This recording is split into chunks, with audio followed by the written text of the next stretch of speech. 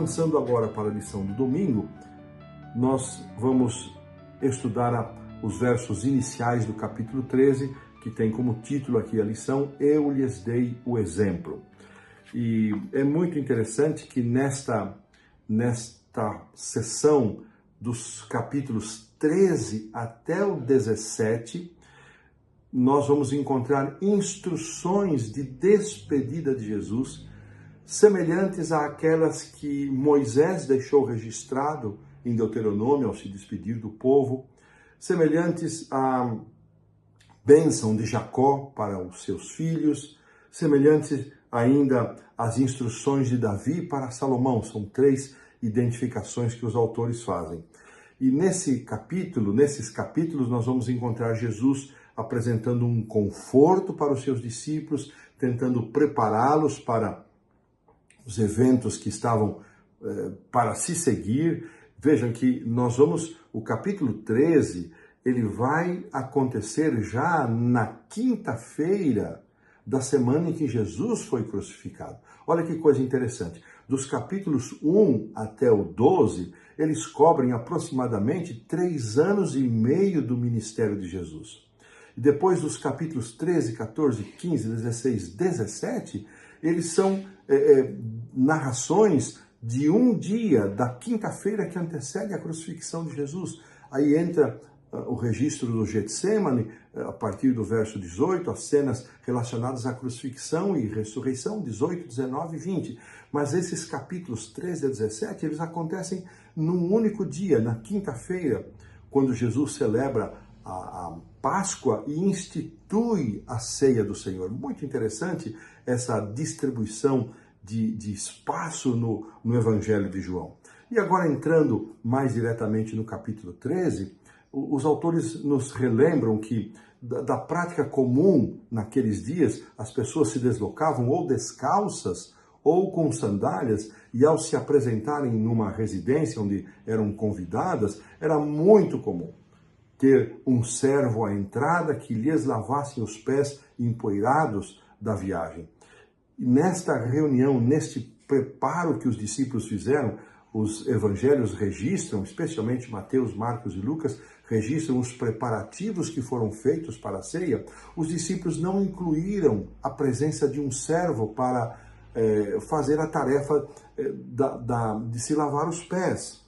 E para surpresa de todos, Jesus, o próprio Jesus, tirando a sua túnica e cingindo-se, colocando uma toalha sobre os seus ombros, ele é que vai lavar os pés dos discípulos. Esse momento, narrado em detalhes por João, é o único que narra o único evangelho que narra esse momento do lava-pés.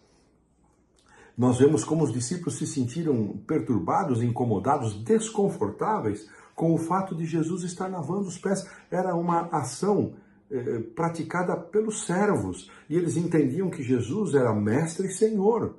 E o próprio Senhor Jesus disse, olha, vocês me chamam mestre e senhor, e vocês fazem bem porque eu de fato sou. Era assim que Jesus era chamado, e isso pressupunha autoridade, mas Jesus aproveita para enfatizar que toda autoridade, eu já havia dito isso em outras oportunidades, mas toda autoridade no ambiente da espiritualidade, no ambiente religioso, deve ser usada não para impor-se aos outros, mas para o serviço.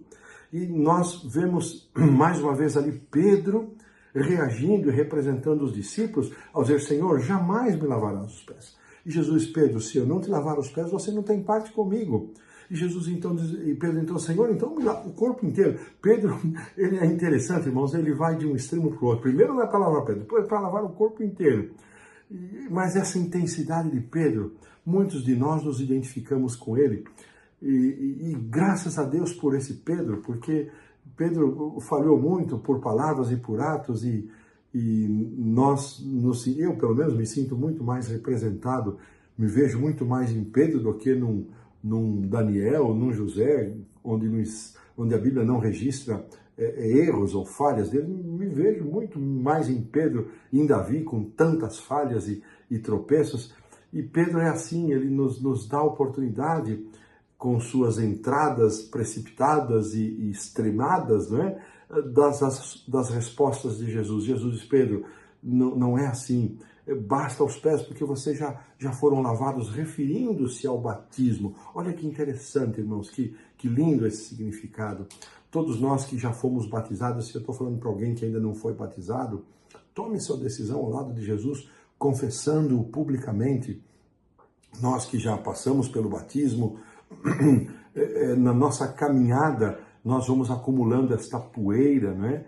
A poeira do pecado, um tropeço aqui, uma falha lá, e quando a igreja então realiza, porque essa foi a ordem de Jesus: olha, vocês viram como eu fiz, agora façam isso, vocês vão ser felizes, vocês vão ser bem-aventurados ao fazerem isso. E eu gosto de pensar, irmãos, que quando nós estamos numa cerimônia de lava-pés, por que nós mesmos não podemos lavar os nossos próprios pés?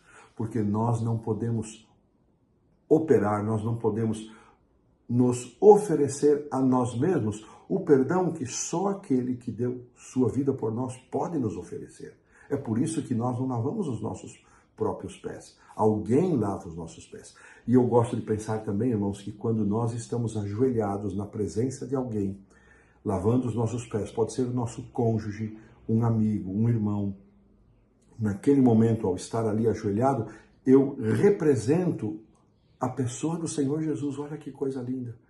Estou mostrando para o meu irmão, meu companheiro de lava-pés, que estou lembrando a ele: você não pode oferecer-se a si mesmo o perdão redentivo. Você necessita de alguém. Esse alguém é o Senhor Jesus. E quando nós admitimos que não podemos lavar os nossos próprios pés, porque é difícil admitirmos que não podemos, que não sabemos, isso fere nosso orgulho. Mas quando nós admitimos que não sabemos, que não podemos, e nesse caso, que não podemos perdoar os pecados acumulados da última ceia para cá, ou do nosso batismo para cá, no caso daqueles que vão ainda participar pela primeira vez, eu estou dizendo: eu reconheço que só Jesus tem autoridade para perdoar os pecados. Que significado lindo! E Jesus, então, os autores aqui dão ênfase que todo este cerimonial era uma cerimônia de transição. Eles celebraram a Páscoa conforme o ritual estabelecido lá em Êxodo.